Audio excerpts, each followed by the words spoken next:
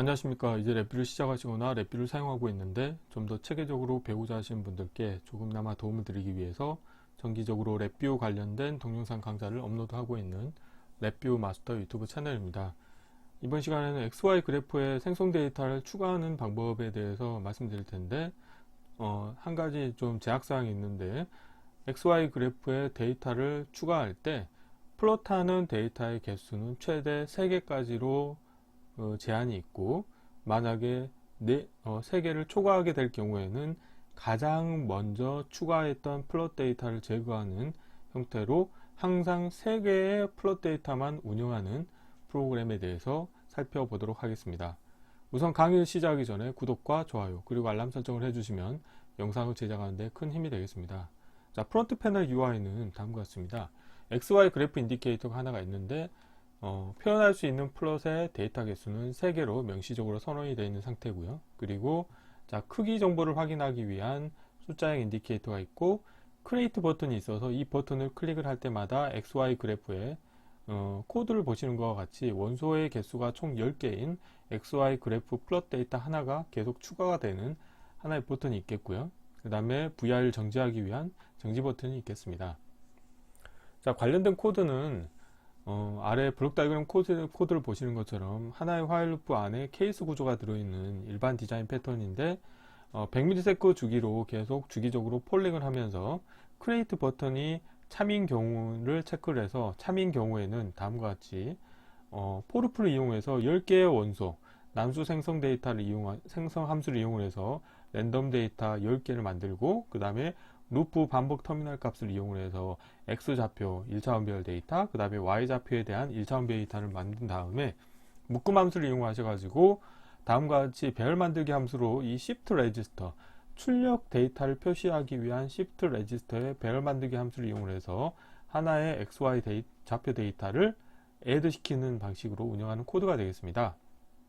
자, 그런데 처음에 설명드렸던 것 같이 XY 그래프에 표시하는 플롯 데이터는 최대 3개까지만 표시하도록 운영하기 위하기 때문에 다음과 같이 shift register의 배열 크기 정보를 확인을 해서 이 값이 3보다 크거나 같은지를 체크하는 거죠. 그래서 만약에 3보다 크거나 같다 그런 경우에는 그러니까 데이터가 3개인 경우에는 첫 번째 인덱스에 해당하는 플롯 데이터를 제거를 하고 배열 만들기에 새로 생성된 데이터를 추가하시면 됩니다. 그래서 케이스 구조에서 참인 경우에는 배열로부터 삭제 함수를 이용하셔가지고 인덱스를 0을 주시게 되면은 첫 번째 원소 인덱스에 해당하는 원소 값이 제거가 되고, 그러면은 자, 여기 보면 출력 데이터는 원소의 개수가 2개가 되겠죠. 그런데 거기에다가 별 만들기 함수를 이용을 해서 하나를 더 추가하니까 다시 원소는 3개가 되는 그런 코드가 되겠습니다.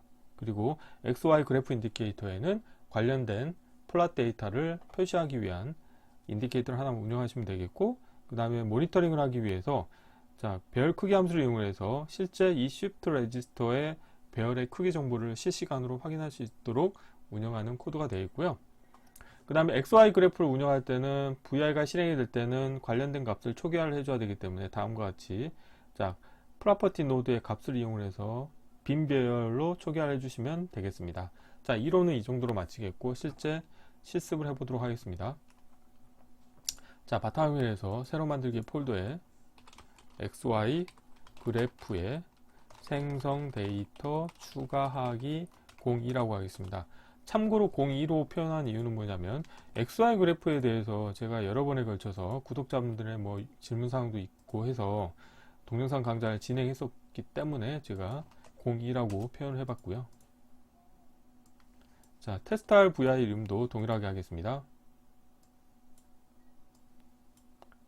자, 블록 다이어그램 코드를 바로 구현해 보도록 하겠습니다. 자, 블록 다이어그램에서 우선 구조에서 화일 루프를 하나 불러오시겠고요. 그리고 화일 루프 안에는 케이스 구조를 하나 넣도록 하겠습니다. 자, 그리고 자, 프론트 패널로 가신 다음에 자, 실버의 불리언에서 버튼을 2개를 만들게요. 하나는 자, 크리에이트 버튼이 되겠고 하나는 정지 버튼이 되겠습니다. 자, 라벨 보이지 않게 하겠고요. 자, 프로퍼티 노드에서 관련된 부분도 라벨은 보이지 않게 하겠고 크리에이트라고 하겠습니다. 그 다음에 자, 오프 텍스트 대문자 크리에이트로 하겠고요. 글자 색은 파란색으로 해주겠습니다. 다시 블록 다이그램 코드로 오셔가지고, 자, 화일 루프의 정지 조건에, 자, 정지 버튼을 연결해 주시면 되겠죠.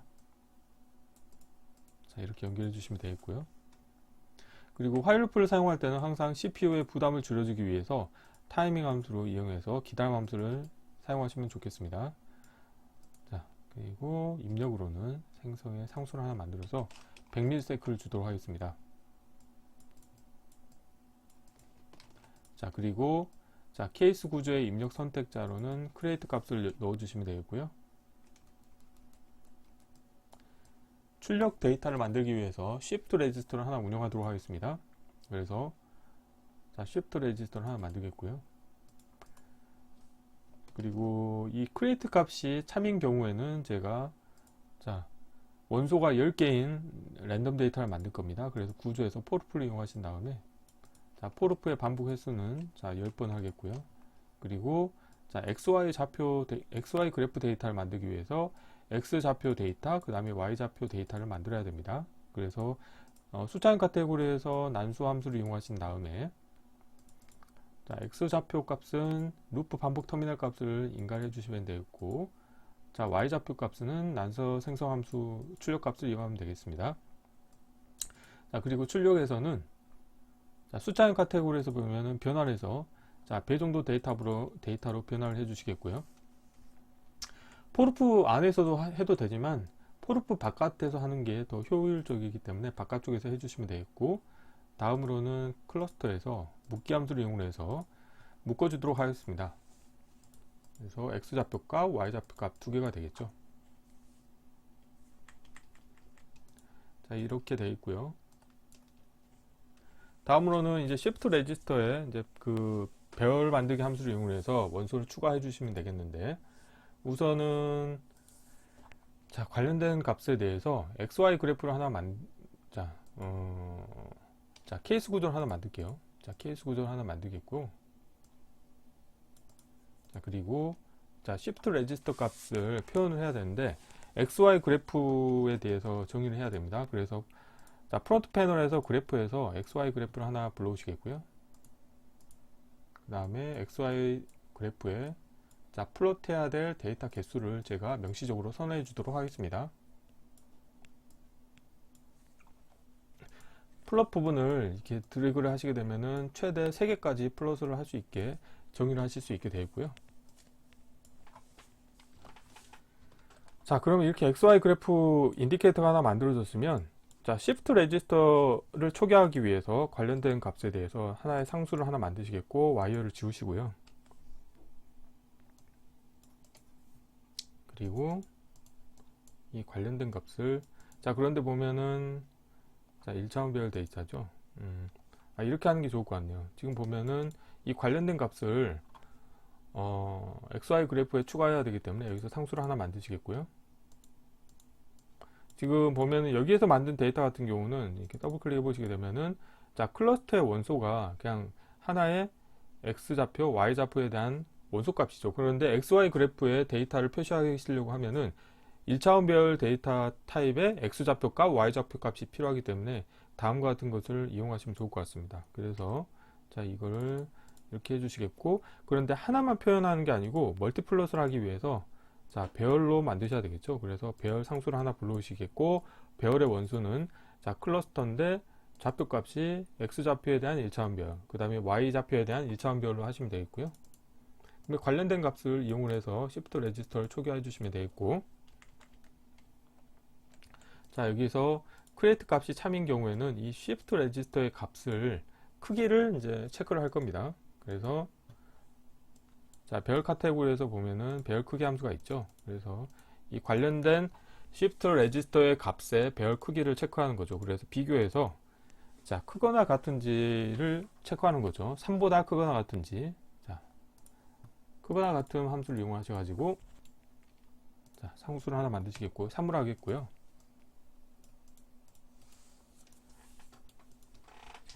자, 이렇게 하신 다음에 이 관련된 출력 값을 자, 케이스 구조의 입력 선택자로 연결해 주시면 되겠죠.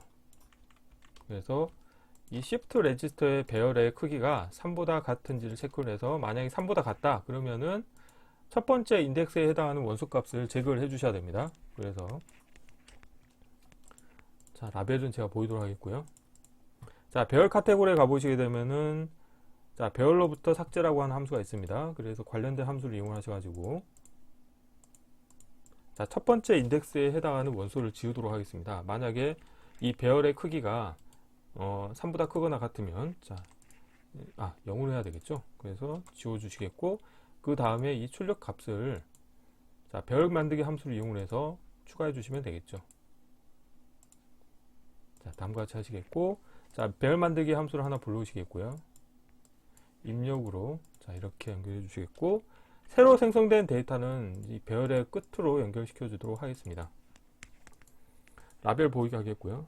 그래서, 자, 다음과 같이 연결해 주시면 되겠고, 거짓인 경우에는 shift register 값을 바이패스 시켜 주시면 되겠죠.